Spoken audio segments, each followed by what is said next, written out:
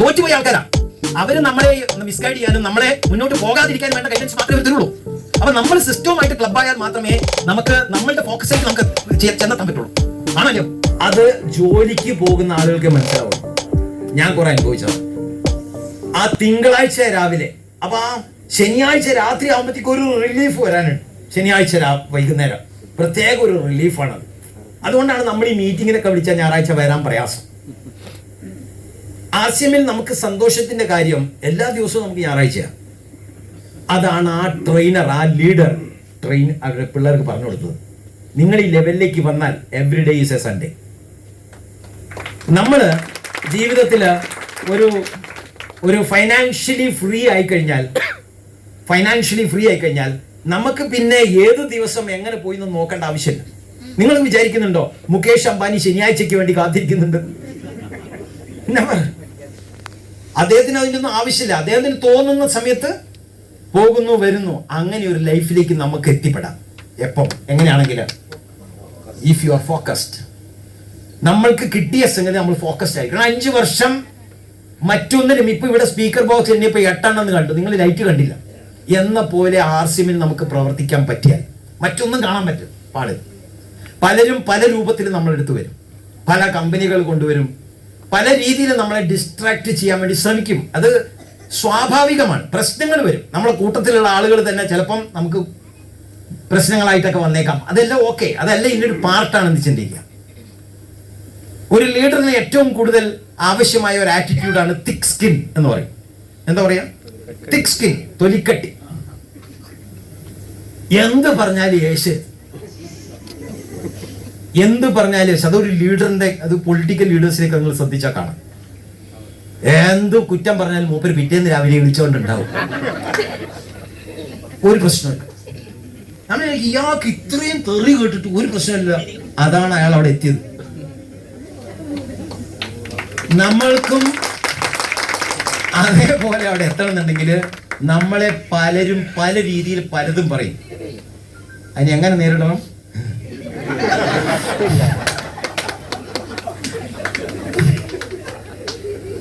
ഈ പറഞ്ഞ ആള് വിചാരിക്കും ഞാൻ പറഞ്ഞ് എനിക്ക് കുറഞ്ഞു പോയോ. പിറ്റേന്ന് രാവിലെ മൂപ്പരെ ഫോണിൽ വിളിക്കുക, ഹലോ എന്തുണ്ട്? അപ്പൊ മൂപ്പര് തന്നെ കൺഫ്യൂസ്ഡ്. ഷിജു തന്നെയല്ലേ വിളിക്കുന്നത്? അതെ ഞാൻ തന്നെയാ. അപ്പൊ മൂപ്പര് തന്നെ കൺഫ്യൂസ്ഡ്. അപ്പൊ ഞാൻ ഇന്നലെ പറഞ്ഞ തെറിയൊക്കെ വേസ്റ്റ് ആയി. This is called thick skin. ഇതൊരു ലീഡറിന് അത്യാവശ്യമാണ്. അപ്പൊ അങ്ങനെ ചെയ്തു കഴിഞ്ഞാൽ നമ്മളുടെ ഫോക്കസിൽ നിന്ന് മാറില്ല. പിന്നെ രണ്ടാമത്തെ എന്താണ്? ആക്ഷൻ. ഒരാളെ സക്സസ് ആക്കുന്നതും ഫെയിലിയർ ആക്കുന്നതും വളരെ ഇമ്പോർട്ടൻ്റ് ആയിട്ടുള്ള കോൺട്രിബ്യൂട്ടറി ഫാക്ടറാണ് ആക്ഷൻ. പലർക്കും കാര്യങ്ങൾ അറിയാം, ആക്ഷനിലില്ല. ചില ആളുകൾ പറയും ആശിഫ് പിന്നെ എനിക്കെല്ലാം അറിയാം, എത്ര മീറ്റിംഗ് ഞാൻ അറ്റൻഡ് ചെയ്തു, ഇപ്പൊ എവിടെയാ? എവിടെയില്ല, ആക്ഷൻ ഇല്ല. കാര്യങ്ങൾ പഠിച്ച് വെറുതെ ഇരിക്കുക. ക്രിക്കറ്റ്, ആളുകൾക്കെല്ലാം ക്രിക്കറ്റ് അറിയാം, പക്ഷെ ആക്ഷനിൽ വരുന്നില്ലല്ലോ. ക്രിക്കറ്റ് അറിയുന്ന ആളുകൾ അതിനെ ആക്ഷനിൽ കൊണ്ടുവന്ന് ഫീൽഡിലുള്ള ആളുകൾ കാശുണ്ടാവും. Yes or no? ഏത് ഫീൽഡായാലും, അത് ക്രിക്കറ്റ് ആയാലും ശരി, ഫുട്ബോൾ ആയാലും ശരി, പാടുന്നതായാലും ശരി, എന്തും നമുക്ക് ആക്ഷനിലേക്ക് കൊണ്ടുവരണം. അറിഞ്ഞിട്ട് കാര്യമില്ല. ചില ആളുകൾ double MA, triple MA, PhD ഒക്കെ അതൊരു വീട്ടിൽ കുത്തിരി. ഈ ലോകത്തിലുള്ള ഇൻഫർമേഷൻ മുഴുവനുണ്ട്. ചില ആളുകളൊക്കെ ജീവിതത്തിൽ എൻസൈക്ലോപീഡിയ, ഗൂഗിളിലൊന്നും ചെക്ക് ചെയ്യണ്ട, ചോദിച്ചാൽ മതി. മോനെ അടുത്ത ആരായിരിക്കും എന്ന് വെച്ചാൽ മൂപ്പര് കൃത്യം പറഞ്ഞു എവിടെയായിരിക്കും അടുത്ത IPL എവിടെയായിരിക്കും, ആ ഇന്ത്യൻ ക്രിക്കറ്റ് ടീമിൽ ആരൊക്കെ കളിക്കുന്നുണ്ട്, എൻസൈക്ലോപീഡിയ, എല്ലാ ഇൻഫർമേഷനും ഉണ്ട്. പൊളിറ്റിക്സിൽ ഇന്ന് ലീഡിങ് പൊളിറ്റീഷ്യൻസ് ആരൊക്കെയാണ്, ഇടതിലാരാണ്, വലത്തിലാരാണ്, എല്ലാം അറിയാം. പക്ഷെ എന്തില്ല? ആക്ഷൻ. എന്ത് കാര്യം? എന്ത്? രാവിലെ എണീച്ച് പേപ്പർ എടുത്തിട്ട് ആദ്യത്തെ 1-ാം page, 2-ാം page, 3-ാം page, 10-ാം page complete വായിച്ച് 10 ചായയും കുടിച്ചവിടെ വെക്കും. എടീ ചോറായില്ലേ? പിന്നെ അവർക്ക് ചോറാ വേണ്ടത്. ഈ പേപ്പറൊക്കെ വായിച്ച് എല്ലാ ഇൻഫർമേഷനും എടുത്ത് അവിടെ വെറുതെ ഒരു എന്താ പറയാ, ഒരു പേപ്പർ വെയിറ്റ് പോലെ ആ കാസേരയിൽ ഇരുന്ന് വേരിറങ്ങി, അല്ല ചക്കയോ മാവായിട്ടാണെങ്കിലും പഴുത്ത് കൊല ഉണ്ടാവുകയുണ്ട്. എന്ത് കാര്യം? ഇത്രയും ഇൻഫർമേഷൻ ഉണ്ടായിട്ട് എന്താ യൂസ്? സത്യത്തിൽ ഞാൻ RCMൽ നിൽക്കാനുള്ള കാരണം എനിക്ക് ഇൻഫർമേഷൻ ഒന്നും ഇല്ലേ. അപ്പൊ അതുകൊണ്ട് എനിക്ക് കൂടുതൽ കുറച്ചും കൂടി നന്നായിട്ട് ഫോക്കസ് ചെയ്യാൻ പറ്റി. അപ്പൊ ഒരു വിവരവും ഇല്ലാത്തത് കൊണ്ട് എനിക്ക് RCM പഠിക്കാൻ തോന്നി, ഇതിലെങ്കിലും ഒരു വിവരം വേണ്ടേ. അങ്ങനെ ഞാൻ RCM കാര്യമായിട്ട് പഠിച്ചു, ആളുകൾക്ക് കാര്യങ്ങൾ പറഞ്ഞു കൊടുത്തു. അതിൽ കുറച്ചും കൂടി എനിക്ക് ഫോക്കസ്ഡ് ആവാൻ പറ്റി, കുറച്ചും കൂടി കാര്യങ്ങൾ ചെയ്യാൻ പറ്റി. ചില ആളുകളുടെ അടുത്തേക്ക് ചെല്ലുമ്പോൾ തന്നെ ഒരു ഇതൊക്കെ എനിക്കറിയാമെന്ന്. അതല്ലെങ്കിൽ ആക്ച്വലി കേരളത്തിലെ ലീഡർഷിപ്പ് വേറെ ആളുകളുടെ കയ്യിൽ ഉണ്ടാവേണ്ടതായിരുന്നു. അവർ വന്നില്ല. അവരെന്നെക്കാട്ടിലും ബുദ്ധിമാന്മാരായിരുന്നു. ഈ രാജേട്ടനെക്കാട്ടിലും ഒക്കെ ബുദ്ധി അവർക്കുണ്ട്. പക്ഷെ അവരൊക്കെ ഇന്ന് റോട്ടിലാണ്, മൂപ്പരിന്ന് ഫ്ലൈറ്റിലാണ്. ഇപ്പം അമേരിക്ക പോയി വന്നിട്ടേ ഉള്ളൂ. മാറ്റങ്ങൾ. അപ്പൊ നമ്മൾ കുറച്ചും കൂടി നമുക്കറിയാവുന്ന കാര്യങ്ങളെ ആക്ഷനിലേക്ക് കൊണ്ടുവന്നു കഴിഞ്ഞാലേ നമുക്ക് ഈ ഡിഫറൻഷിയേഷൻ വരുള്ളൂ. എത്ര പേർക്ക് സക്സസ് ആവും, എത്ര പേര് ഫെയിലിയർ ആവും? പെർസെന്റേജ് എടുത്ത എത്ര പേർക്ക് സക്സസ് ആവാം, എത്ര പേർക്ക് ഫെയിലിയർ ആവാം? പെർസെന്റേജ് പറഞ്ഞാൽ ഏതായിരിക്കും കൂടുതൽ?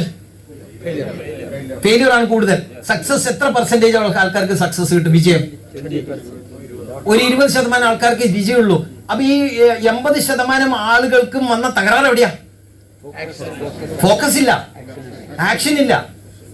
സിസ്റ്റം പറഞ്ഞു കൊടുത്ത സിസ്റ്റത്തിൽ ക്ലബാവുന്നില്ല. ഇന്ന് ഈ ഫയർ അപ്പ് പ്രോഗ്രാമിൽ എത്ര പേർക്ക് വരാമായിരുന്നു? ഈ പ്രോഗ്രാം നമുക്ക് സ്റ്റേഡിയത്തിൽ നടത്തേണ്ടതാ. കോഴിക്കോടിനെ സംബന്ധിച്ചിടത്തോളം കോഴിക്കോടത്തെ ഫുട്ബോൾ സ്റ്റേഡിയം ബുക്ക് ചെയ്യേണ്ടതാണ് നമ്മൾ ആക്ച്വലി ഇന്ന്.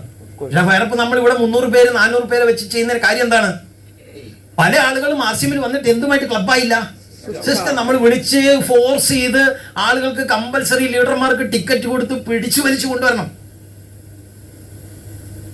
എന്തിനാണ് ഒരു മീറ്റിംഗ് അറ്റൻഡ് ചെയ്യുന്നത് എന്നുള്ളത് പലരും മനസ്സിലാക്കിയിട്ടില്ല. ഈ സോപ്പും പേസ്റ്റും ഒക്കെ, പേസ്റ്റ് പല്ല് വയ്ക്കാൻ വേണ്ടി എന്തിനു മീറ്റിംഗ്? സോപ്പ് കണ്ടു കഴിഞ്ഞാൽ കുളിക്കാൻ അറിയൂലേ? ആ സോപ്പ് എടുക്കാൻ തേക്കിയാ കുളിക്കുക. ഇനിയിപ്പോ മീറ്റിംഗ് എന്തിനാ? ഏതെങ്കിലും ഹിന്ദുസ്ഥാൻ ലിവറോ പ്രോക്ടർ ആൻഡ് ഗാംബിളോ ഏതെങ്കിലും ITC കമ്പനിയോ ആരെങ്കിലും അവരുടെ സോപ്പ് മാർക്കറ്റ് ചെയ്യാൻ വേണ്ടിയിട്ട് മീറ്റിംഗ് വിളിക്കുന്നുണ്ടോ? ഇല്ല. അവർ പരസ്യം കൊടുക്കുന്നു, പബ്ലിഷ് ചെയ്യുന്നു, ഞങ്ങൾ മാർക്കറ്റിലുണ്ട്, വാങ്ങുന്നു, തേക്കുന്നു, കുളിക്കുന്നു. എന്താണ് RCMന്റെ മീറ്റിംഗിന്റെ പ്രത്യേകത? എന്തിനാണ് ഒരാൾ RCMന്റെ മീറ്റിംഗിൽ വരുന്നത്?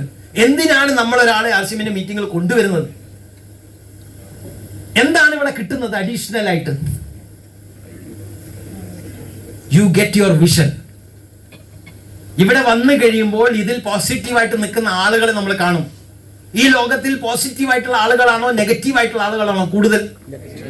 നെഗറ്റീവ് ആയിട്ടുള്ള ആളുകളാണ് കൂടുതൽ. കണ്ടേ, ഇവിടെ തന്നെ നമ്മൾ പറഞ്ഞു 20% ആൾക്കാരേ ഉള്ളൂ സക്സസ്. നമ്മൾ പുറത്തേക്ക് ഇറങ്ങിയാൽ നമ്മൾ കാണാൻ മാക്സിമം ആൾക്കാരെ അറിയാ ഫെയിലിയർ ആയിട്ടുള്ള ആളുകളെ കാണുക. അത് RCMൽ മാത്രമല്ല, ഇൻ എനി ഫീൽഡ് നമ്മൾ പുറത്തേക്ക് ഇറങ്ങിയാൽ, ഈ ഹാൾ വിട്ട് പുറത്തേക്ക് ഇറങ്ങിയാൽ ജീവിതത്തിൽ പരാജയപ്പെട്ട ആളുകളാണ് കൂടുതൽ. ഏറ്റവും കൂടുതൽ സൂയിസൈഡ് നടക്കുന്ന സ്റ്റേറ്റ് ഏതാ? ഏറ്റവും കൂടുതൽ സൂയിസൈഡ് നടക്കുന്ന സ്റ്റേറ്റ് ഏതാ? ഹലോ, നാണക്കേടൊന്നും വേണ്ട. കേരളം. കേരളത്തില്, കർണാടകയില്, മഹാരാഷ്ട്രയില്. അപ്പോ നമ്മൾ മനസ്സിലാക്കണം വെച്ചാൽ നമ്മൾ പുറത്തേക്ക് ഇറങ്ങിയാൽ സക്സസ് ആയിട്ടുള്ള ആളുകളല്ല ചുറ്റുവട്ടത്തുള്ളത്, തോറ്റുപോയ ആൾക്കാരാ. അവര് നമ്മളെ മിസ്ഗൈഡ് ചെയ്യാനും നമ്മളെ മുന്നോട്ട് പോകാതിരിക്കാനും വേണ്ട ഗൈഡൻസ് മാത്രമേ അവർ തരുള്ളൂ. അപ്പൊ നമ്മൾ സിസ്റ്റവുമായിട്ട് ക്ലബായാൽ മാത്രമേ നമുക്ക് നമ്മളുടെ ഫോക്കസിലേക്ക് നമുക്ക് ചെന്നെത്താൻ പറ്റുള്ളൂ. ആണല്ലോ? അപ്പൊ നമ്മളുടെ ടീമിലുള്ള ആളുകളെയും നമ്മളെ സിസ്റ്റത്തിലേക്ക് കണക്ട് ചെയ്യണം. ഇവിടെ ഈ മീറ്റിംഗ് ഹാളിന്റെ പ്രത്യേകത അതാണ്. ഇതൊരു പോസിറ്റീവ് അറ്റ്മോസ്ഫിയർ ആണ്. പഠിക്കാനും വളരാനും ആഗ്രഹിക്കുന്ന ആളുകളാണ് ഇവിടെ വരുന്നത്. ആയിരക്കണക്കിന് ആളുകളെ വിളിച്ചിട്ടാണ് 300 പേര് ഇവിടെ വന്നത്. അപ്പൊ ഇവിടെ വരുന്ന ആളുകള് വളരാൻ ആഗ്രഹിക്കുന്നവരാണ്, ജീവിതത്തിൽ എന്തെങ്കിലും നേടണമെന്ന് ആഗ്രഹിക്കുന്നവരാണ്, അവരുടെ കുട്ടികളെ RCMലേക്ക് കൊണ്ടുവരണമെന്ന് ആഗ്രഹിക്കുന്നവരാണ്. ഇപ്പോഴത്തെ ജീവിതം ഇങ്ങനെ പോരാ, ഇതിനേക്കാൾ നന്നായി എനിക്ക് ചെയ്യാൻ പറ്റും എന്നറിയുന്നവരാണ് ഇവിടെ വന്നത്. പുറത്തുള്ളവരങ്ങനെയല്ല. അതുകൊണ്ട് നമ്മുടെ ടീമിൽ നമ്മൾ വിചാരിക്കുകയാണ്, എൻ്റെ ടീമിൽ കൂടുതൽ ആളുകൾ ഇതേപോലെ വിഷൻ ഓറിയന്റഡും ഫോക്കസ്ഡും ആക്ഷൻ ഓറിയന്റഡും ആണെന്ന് നിങ്ങൾ ചിന്തിക്കുന്നുണ്ടെങ്കിൽ, അവരെ അങ്ങനെ ആക്കി മാറ്റണമെന്നുണ്ടെങ്കിൽ അവരെ നമ്മൾ ഇങ്ങനത്തെ മീറ്റിങ്ങിൽ കൊണ്ടുവന്ന് ഇരുത്തണം. അവരോട് വരണം. ഇവിടെ വന്നു കഴിയുമ്പോൾ അവർക്ക് പല കാര്യങ്ങളും പഠിക്കും. Yes, I will do it. ഒരു വീട്ടിൽ പോയിട്ട് നിങ്ങൾ 5 മിനിറ്റിൽ കൂടുതൽ ഒരാളോട് കാര്യങ്ങൾ പറഞ്ഞു കൊടുക്കാൻ പറ്റില്ല. നിങ്ങൾ 5 മിനിറ്റ് പറഞ്ഞാൽ അയാൾ അരമണിക്കൂർ ഇങ്ങോട്ട് പറയും. പിന്നെ അയാൾക്ക് എങ്ങനെ കാര്യം പറഞ്ഞു കൊടുക്കുക? ഇവിടെ കൊണ്ടിരുത്തിയാലോ മിണ്ടാണ്ടിരുന്നോളൂ, വേറെ രക്ഷയില്ലല്ലോ, 100 രൂപ പോവുകയും ചെയ്യും. അതാണ് മീറ്റിങ്ങിന്റെ പ്രത്യേകത. അപ്പൊ നമ്മൾ ടീമിൽ വളർച്ച നമ്മൾ ആഗ്രഹിക്കുന്നുണ്ടെങ്കിൽ മീറ്റിംഗ് ഫോക്കസ് ചെയ്യണം. അടുത്ത ഫയറപ്പിന്റെ ഡേറ്റ് വേണു സാർ അനൗൺസ് ചെയ്യും. ചാടി കയറി ഒരു 50 ടിക്കറ്റിംഗ് വാങ്ങാം. അടുത്ത മീറ്റിംഗിൽ ഹാളിന്റെ പകുതി എന്റെ ടീമിലുള്ള ആളുകളായിരിക്കണം എന്ന് ഇന്ന് ഡിസൈഡ് ചെയ്യണം. അങ്ങനെ എത്തിയ ആൾക്കാരുണ്ട്, പലരും അങ്ങനെ ആഗ്രഹിക്കുന്നവരുണ്ട്, അങ്ങനെ ചെയ്യുന്നവരുണ്ട്. സോ സിസ്റ്റം, അതാണ് ഫാസ്റ്റിലെ സിസ്റ്റം. ഈ സിസ്റ്റത്തിൽ പർച്ചേസ്, കൺസിസ്റ്റൻസി, ഇതെല്ലാം സിസ്റ്റവുമായിട്ട് ഫോക്കസ്ഡ്. അതിലേക്ക് നമ്മൾ കണക്ട് ചെയ്യണം. നമ്മുടെ ലീഡേഴ്സ് നമ്മൾ കണക്ട് ചെയ്യണം. റെഡിയാണോ? 5-ാമത്തെ എന്താണ്? 4-ാമത്തെ എന്താണ്? ട്രെയിനിങ്. ഞാൻ പ്ലാൻ പറയുന്നു, ഞാൻ മറ്റുള്ളവർ സംസാരിക്കുന്നു, അവർക്ക് മനസ്സിലാവുന്നില്ല. കാരണം ഐ ലാക്ക് ട്രെയിനിങ്. ഞാൻ ട്രെയിനിങ് എടുത്തിട്ടില്ല, ഞാൻ ട്രെയിൻഡ് അല്ല പ്രോപ്പർലി. എനിക്ക് ഗൈഡൻസിന്റെ കുറവുള്ളത് കൊണ്ടാണ് എനിക്ക് പലരെയും പറഞ്ഞ് കൺവിൻസ് ചെയ്യാൻ പറ്റാത്തത്. ഒരു ലീഡർ 50 പേരെ കൊണ്ടിരുത്തുന്നു, വേറൊരു ലീഡർ ടിക്കറ്റ് എടുക്കാൻ പോലും പറ്റുന്നില്ല, കൊടുക്കാൻ പറ്റുന്നില്ല ടിക്കറ്റ്. കാരണം എന്താ? Lack of training. അപ്പൊ നിങ്ങൾ വിളിച്ചിട്ട് ആളുകൾ വരുന്നില്ല, നിങ്ങൾ വിളിച്ചിട്ട് ആളുകൾ ജോയിൻ ചെയ്യുന്നില്ല, നിങ്ങൾ കൊടുത്തിട്ട് പ്രോഡക്റ്റുകൾ ആളുകൾ വാങ്ങുന്നില്ലെങ്കിൽ അത് ആളുകളുടെ പ്രശ്നമല്ല, ഇറ്റ് ഈസ് യുവർ ഫാൾട്ട്.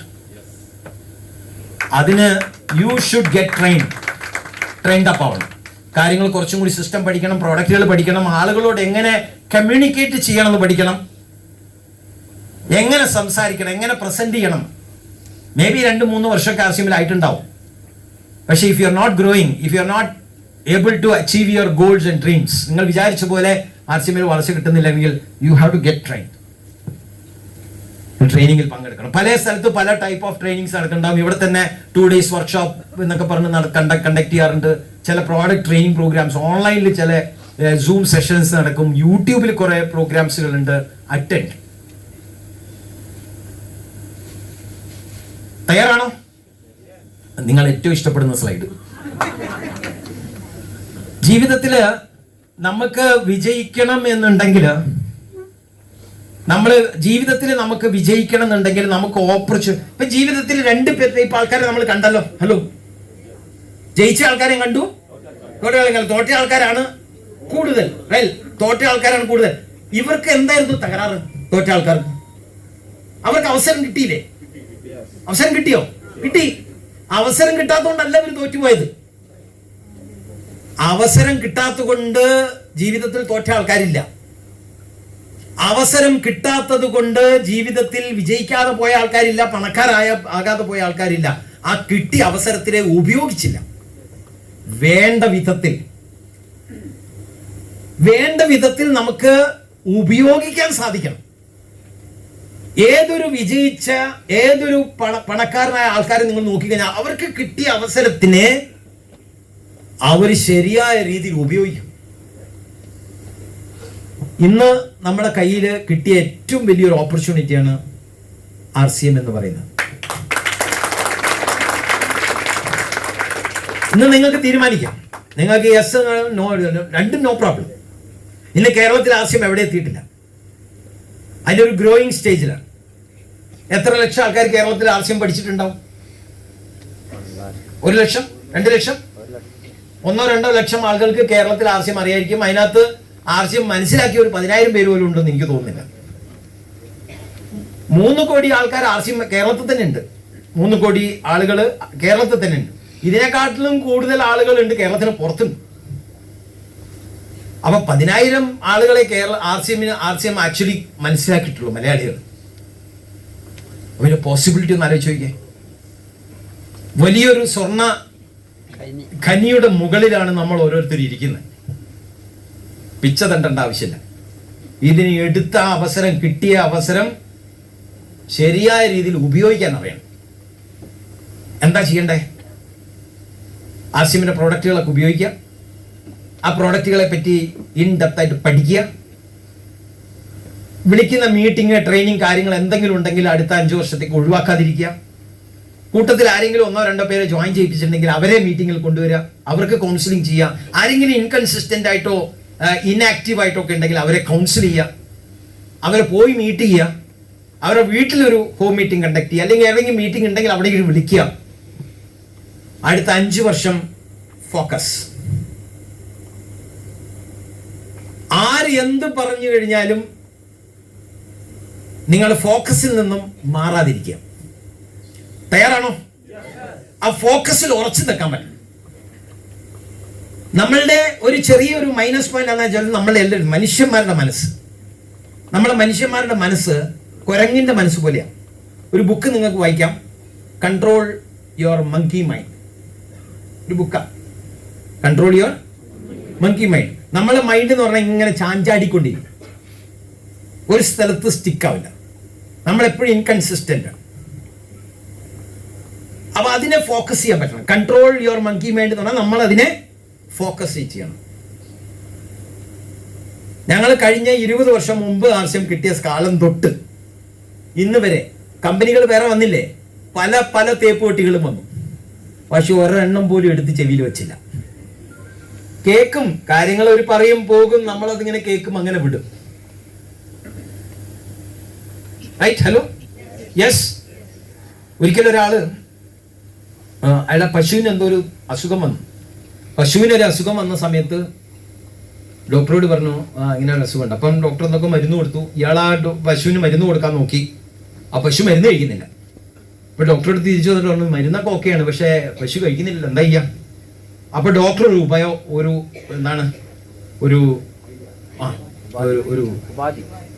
ഉപാധി പറഞ്ഞു കൊടുത്തു. ഒരു കുഴലെടുക്കുക, അതിൽ ഗുളിക വെക്കുക, എന്നിട്ട് വായിലേക്ക് വെച്ച് ഊതുക. അപ്പൊ അയാള് പശു വായ തുറക്കാൻ വേണ്ടി കാത്തു നിന്നു. കുഴല് വെച്ചു, ഗുളിക വെച്ചു, ഊതുന്നതിന് മുന്നിൽ പശു ഊതി. ഗുളിക മൂപ്പര് വിഴുങ്ങി.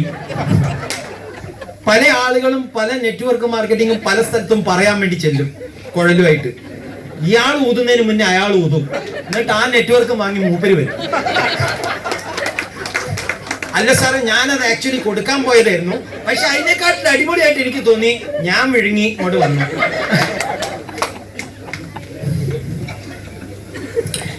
ഇതിന്റെയൊക്കെ പ്രോബ്ലം എന്ന് പറഞ്ഞു കഴിഞ്ഞാൽ നമ്മള് കാര്യങ്ങൾ ശരിയായിട്ട് പഠിക്കാത്തത് കൊണ്ടാണ്. നമ്മളത് കാര്യങ്ങൾ കൃത്യമായിട്ട് പഠിച്ചാൽ നമ്മളത് കൃത്യമായിട്ട് അയാളെ വായിലേക്ക് വെച്ച് ഊതും. അയാളത് കൃത്യമായിട്ട് ഊതാൻ കാരണം അയാൾ പഠിച്ച ആളാണ്. അയാളെക്കാട്ടിലും വിവരം നമുക്കുണ്ടെങ്കിലേ അയാളോട് ഊതി അയാളെ ഇങ്ങോട്ട് എടുക്കാൻ പറ്റുള്ളൂ. അതല്ലെങ്കിൽ അയാൾ ഇങ്ങോട്ട് ഊതി ആ ഗുളികയും തിന്നിട്ട് ഇങ്ങോട്ട് വരേണ്ടി വരും. ഇത് ആർസിമിന്റെ പ്രോബ്ലം അല്ല, ഊതാൻ പോയ ആളെ പ്രശ്നമാണ്. ഊതാൻ അറിയില്ല, ഊത്ത് പഠിക്കണം. റൈറ്റ്? റെഡിയാണോ? RCMന് നമുക്ക് വളരാനുണ്ട്, എവിടെ എത്തിയിട്ടില്ല. വലിയ ഓപ്പർച്യൂണിറ്റിയാണ് നമ്മുടെ കയ്യിലുള്ളത്. കിട്ടിയ ഓപ്പർച്യൂണിറ്റി ഉപയോഗിക്കാൻ പഠിക്കണം. ഇരുതല മൂർച്ചയുള്ള കത്തി എന്നാ പറയാ RCMനെ. എങ്ങോട്ട് വെട്ടിയാലും ആളുകളെ കിട്ടും. അങ്ങനെ കിട്ടുന്നതാണ്. നിങ്ങൾക്ക് കിട്ടുന്നില്ലെങ്കിൽ അത് മൂർച്ചയാക്കണം. അപ്പൊ അതിനെല്ലാവർക്കും സാധിക്കട്ടെ. അതിന് പറ്റുന്ന കരുത്തന്മാരായ ലീഡേഴ്സാണ് ഇതാ മുന്നിലുള്ളത്. ഓരോ ആളുകളും വലിയ എമറാൾഡ് അച്ചീവേഴ്സ് ഉണ്ട്. പുതിയ ബ്രാൻഡ് ന്യൂ എമറാൾഡ് അച്ചീവർ നമ്മുടെ സ്വരൂപ് സാർ ഉണ്ട് ഇവിടെ. വലിയ ഗായകനാണ്. അദ്ദേഹം ഇവിടെ പുതിയതായിട്ട് വന്ന നമ്മുടെ ജിജു സാർ ഉണ്ട് ഇവിടെ, പുതിയ എമറാൾഡ് ആണ്. പുതിയ സ്റ്റാർ എമറാൾഡ് ഉണ്ട്. റൂബിയിലേക്ക് ഇങ്ങനെ ചാഞ്ചാടി നിൽക്കുന്ന നമ്മൾ നാരായണേട്ടനുണ്ട്. അദ്ദേഹത്തിനെ കണ്ടു കഴിഞ്ഞാൽ ഒരു 20 വയസ്സ് പറയാം ആണ്. ചെറിയ ആളല്ല. അദ്ദേഹത്തിന് ആ മനസ്സിന്റെ ഉല്ലാസമാണ് അദ്ദേഹത്തിനേക്ക് അങ്ങനെ കാണാൻ സാധിക്കുന്നത്. അപ്പൊ എല്ലാവർക്കും അതേപോലെ വളരാനും ഇതേപോലെ മുൻനിരയിൽ ഇരിക്കുന്ന ലീഡർമാരെ പോലെ ആകാൻ എല്ലാവർക്കും സാധിക്കും. അവസരം ഇവിടെ ഉണ്ട്, തീരുമാനം നിങ്ങളുടെയാണ്. അതിന് ഓരോരുത്തർക്കും സാധിക്കട്ടെ. Thank you very much.